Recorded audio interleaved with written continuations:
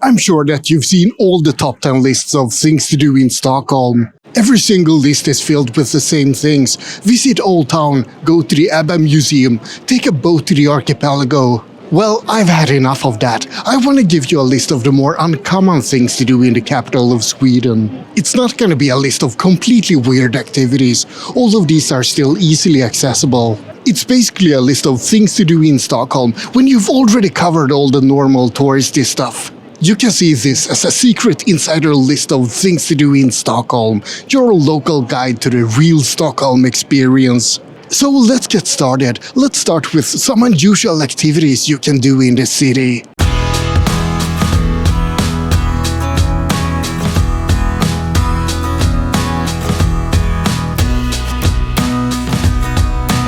Stockholm is full of water. The whole city is built on a set of islands with bridges connecting the different islands. And during summer, you can rent a kayak to paddle your way across the city. Or you can rent a stand-up paddleboard if you have better balance than I do. I don't have a specific recommendation where to rent a kayak. To be honest, there's tons of places all over the city. But if you're coming here in winter, then kayaking isn't really possible because everything freezes over. You can, however, walk on the ice if it's cold enough. It's a pretty cool experience to walk around in Hornsbergsstrand, for example, or do some ice skating. But don't try this in the central parts of the city where there's a lot more water flowing, unless you really want to take a polar plunge. You can also go skiing in the city at Hammarbybacken during winter. It's a pretty unique experience to go skiing in a city, and it's not indoors like in Dubai. The only problem is that it's extremely popular among the locals. So you have to be there really early, unless you feel like elbowing your way through a throng of kids. If you come here in spring or autumn instead, then you might want to go mountain biking at Flottsbro in the south of Stockholm. You can also go skiing at Flottsbro in winter if it's too crowded at Hammarbybacken. Just be careful, some stupid bastards can really hurt themselves when they go mountain biking, like me. If all that sounds like too much effort, then you can just go to the mini Golfbaren Swing at various places around the city. Or you can go to the Boule Bar in Rålambhovsparken. Play some boule, have a few beers, look at all the picnicking Swedes. It's a fun day out. But the fun doesn't stop there. Let's talk about some more watery activities.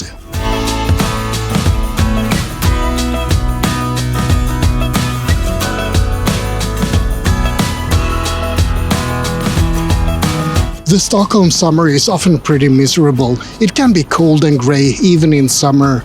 But then, out of nowhere, some days you can get magnificent sunshine and 25 to 30 degrees Celsius. And since Sweden doesn't have any air conditioning, since it's usually not that warm, then people need to cool down. And the best way to do that is to take a dip at one of the many beaches in Stockholm. I know, that sounds like a contradiction in terms, like going skiing in Sahara or meeting a calm and reasonable American. But Stockholm has plenty of public swimming spots and even some sandy beaches. And best of all, you can go swimming in the middle of the city. Except right now, because it's autumn. I really hope that no one tries to go swimming now. At Munkbrohamnen, right next to Old Town, you can take a dip in the brackish Stockholm water and get a magnificent view at the same time. That's a pretty unique experience, I would say. But not everyone wants to swim in public. In that case, you can visit Centralbadet instead. It's a thermal bath smack in the middle of the city, and the decor and the design is absolutely amazing. Sure, I mean, it's nothing compared to, for example, Budapest, but it's still so relaxing. And pro tip, if you come here with a partner of a different gender, then Centralbadet has co-ed saunas, so you can do it together. If you want a less historical and more modern spa experience, then you can visit Selma City Spa instead, or The Nest. Both are rooftop spas with an amazing view. If you don't care about the view and you want a more private spa experience, then you can rent a whole spa for yourself at Spa Radiset. I have to mention that all of these spa options are pretty expensive, but if you're visiting Stockholm, then you might as well splurge a bit.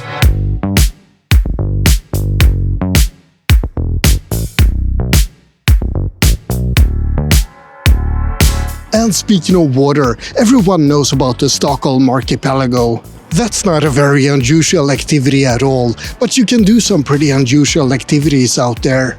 You can go on a seal safari, for example. Sure, it's not exactly as exciting as a shark or a whale safari, but seals are adorable. And Sweden actually had some pretty strange ideas regarding seals a few decades ago. To the southeast of Stockholm, there's a place called the Seal Station. During World War II, Sweden trained around 20 seals there to help sniff out mines and submarines. The project was a bit of a disaster, but the training facilities are still there. Not in use, of course, but it's still an interesting curiosity to visit. But if you're not interested in seals, you can still visit the archipelago. And if you want to do it in a slightly different way, then you can go on a rigid inflatable boat for some fast and furious action. It is very touristy, but it's still pretty unusual. And also pretty awesome.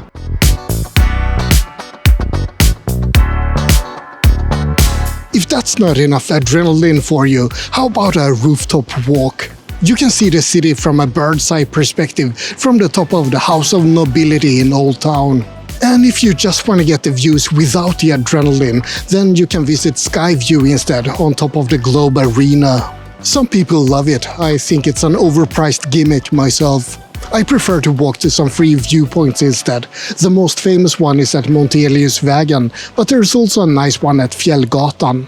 But my favorite spot is Skimmerviksberget to the west of Monteliusvägen. It's slightly less easy to find, so there's usually a bit less tourists here, but the view is magnificent. It's a popular dating spot, or a place for people to get drunk in the sun, or a combination of both. You can visit City Hall and climb up the tower too, but that's only available in summer. Sorry.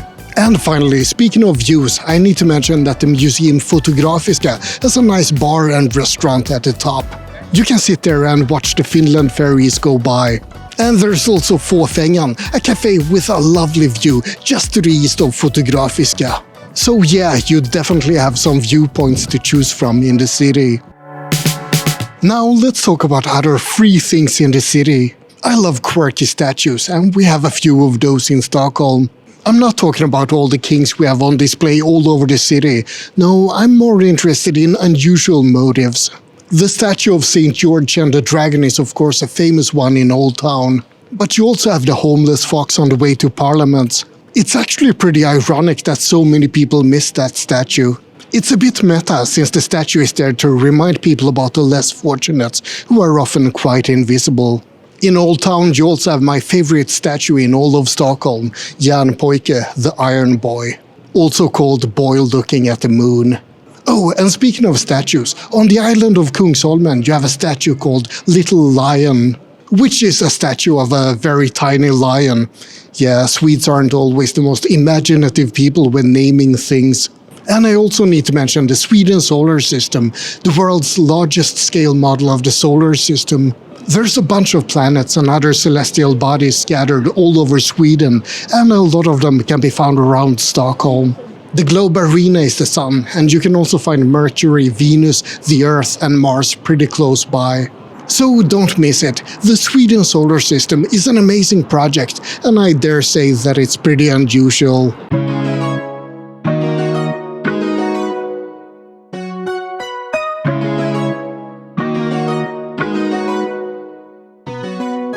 How about we talk about some culture and history too? Don't give me that look. History is cool and it can be really fun. Stockholm Old Town is pretty old, hundreds of years, but when Old Town was built there was already much older Viking artifacts lying around. And that's quite visible since one of the houses in Old Town actually has a runestone in its foundation. The runestone has been in Old Town since around the 1600s, and the stone itself dates back to around 1070 AD to 1100 AD. But if you're not interested in old stuff, you can also go to the Snösätra Graffiti Hall of Fame. It's one of the biggest graffiti exhibitions in Europe, and it's free to visit and it's open all year round.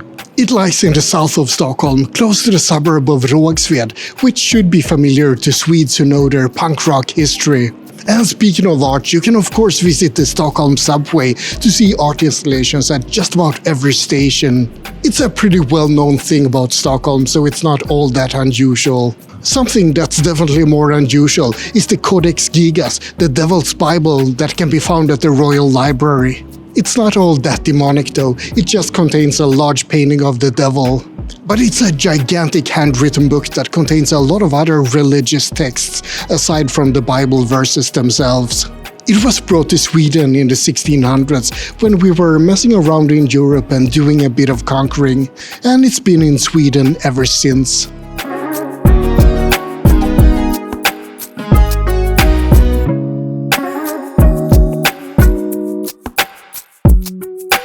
If you want to experience more history, you can take a ghost walk in Old Town.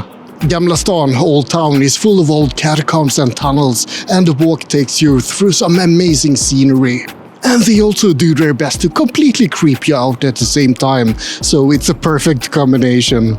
If you want to get creeped out by Swedish incompetence instead, you can visit Parliament. It's open to the public, so feel free to attend a debate about what they can do to make the crime situation in Sweden even worse, or make the country poor and destitute. At least I think that's what they've been debating these last decades. You might also want to visit the birthplace of the Stockholm Syndrome. At Norrmalmstorg you can see the house where the famous, or rather infamous, hostage drama took place in 1973. Even though the bank itself is gone, the place still looks pretty similar to the way it did in the 70s. I actually made a video all about the Stockholm Syndrome a while back, so check it out if you want to get more information. But there's more. Stockholm is full of nature, and there are many more or less common ways to enjoy it. Wanna see thousands of butterflies and a lot of other reptiles and fish? Visit Haga Butterfly Ocean.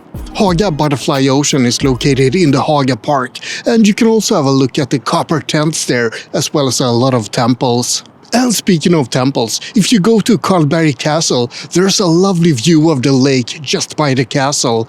Yeah, it's this one behind me. And behind the castle, you can find a temple to Diana. It's a pretty unexpected thing to find in a little forest patch in Stockholm.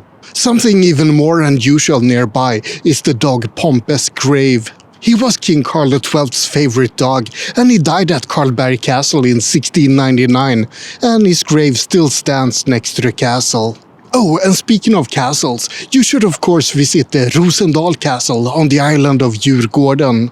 And don't miss the Rosendal Gardens right next to it. It's visited by many locals, but I think that most tourists miss it. If you want a lot of nature activities, everything from mountain biking and hiking to ice swimming in winter, then you should visit Hellasgården.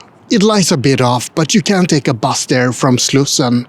If you want something closer to the city, you can still find a fair bit of nature on the island of Långholmen. It used to be a prison island, so that's pretty cool. And there's also a monument to the JAS 39 Gripen fighter jet crash that happened there in 1989. Lots of esoteric history on that island, in other words, and it's a bit of a hidden gem for nature-loving visitors. Oh, and speaking of nature, I really have to mention Kungsträdgården, the forest cemetery. It's a huge and beautiful area, and it's actually a UNESCO World Heritage Site. Just be a bit mindful if you go there. It's not a tourist attraction per se, it's an active cemetery where people go to mourn.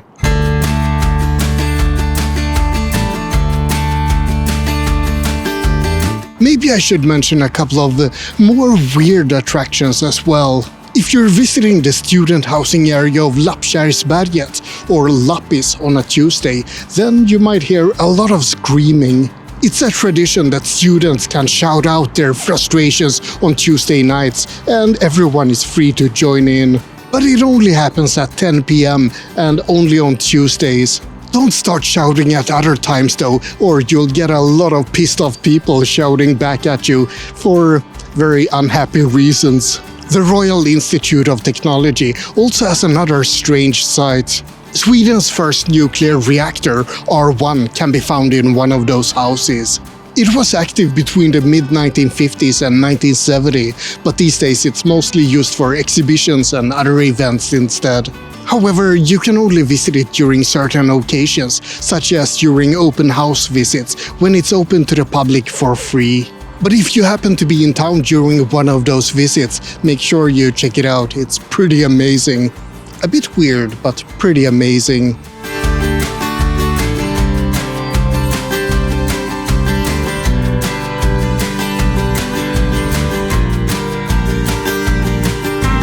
At first I didn't plan on including any restaurants in this list. Everyone already knows about the Viking restaurant iFood, for example.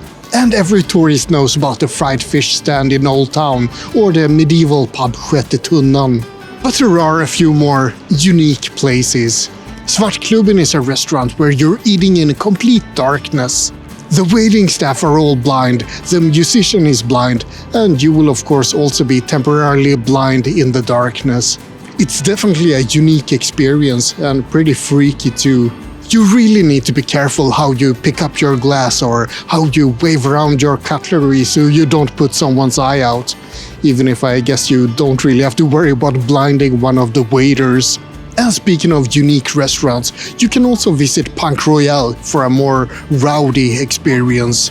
The food is excellent, but I hope that you're not easily offended by rude waiting staff or getting cigarette ashes in your food. Just like at Svartklubben, I can't really show anything from that restaurant because they take away your phone during the entire dinner. Probably to not have any incriminating evidence. Either way, it's a bit expensive, but it's a lot of fun. If all of that sounds too intense for you, you can also visit Sweden's first cat cafe, Java Whiskers. It opened in 2019 and it's full of cute little kitties that are way too spoiled. Or you can visit Hötorgshallen at Haymarket Square or Östermalmshallen instead. Both are excellent food markets where you can browse cheeses and meats or sit down and have a nice meal. Hötorgshallen is my preference for having a quick snack, but Östermalmshallen has completely amazing architecture. I was gonna have a section all about museums, but to be honest, I think I'll skip that. Everyone knows about the best museums in Stockholm, like the Vasa Museum, the ABBA Museum, Skansen, and so on. And you don't really need to know about the less good ones.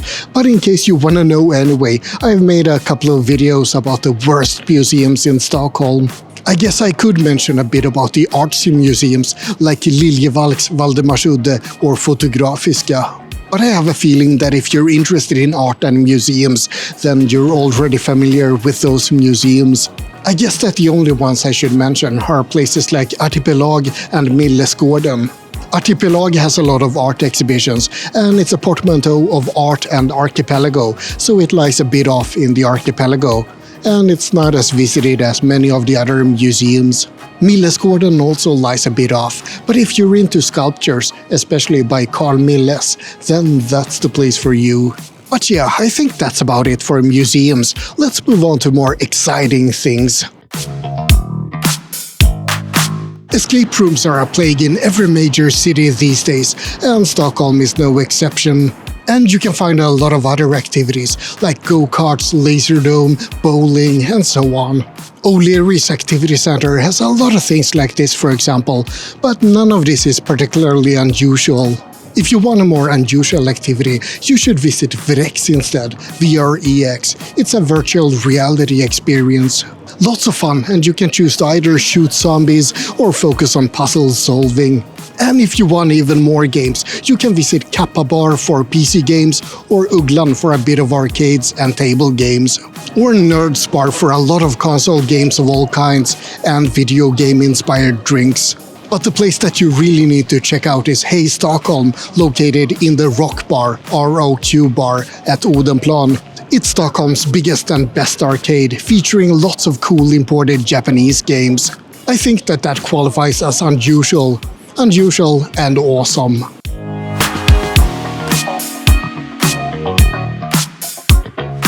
I've covered a lot of history and culture and nature and whatnot, but I guess that I should talk a bit about the Stockholm nightlife too. First of all, I'm not gonna talk about bars at Södermalm or clubs at Stureplan. Those are all extremely common. Instead, let's talk about a little bit more odd places. If you're in the mood for some live jazz music, make sure you explore Stampen in Old Town. But if you're in the mood for some more esoteric parties, you should check out what Nalen has to offer. You can find everything from concerts to burlesque parties, but you have to have a bit of luck with your timing. There's also live medieval and live pirate music at Sjätte Tunnan pretty often. And don't forget to check out the concerts at Kollektivet Livet. There's a lot of various genres playing there. It's the new trendy place to go out in Stockholm, at least if you're into alternative music. If you just want to party and have a good time, then you should look into Debaser as well. And even if it's not very uncommon, I should mention the party cruises on the Baltic Sea. Viking Line and Tallink Silja have 24-hour cruises to the Åland Islands. Take the cruise on a Friday if you want to see some real Swedish white trash. But most of all, I have to give a shout out to Syntax Error, Stockholm's premier geek nightclub. It takes place once per month, so if you're in the mood for games and chiptunes and awesome people, then make sure you check it out. And that's finally everything. Hey, you know the drill, like and subscribe, but most importantly, have a great day.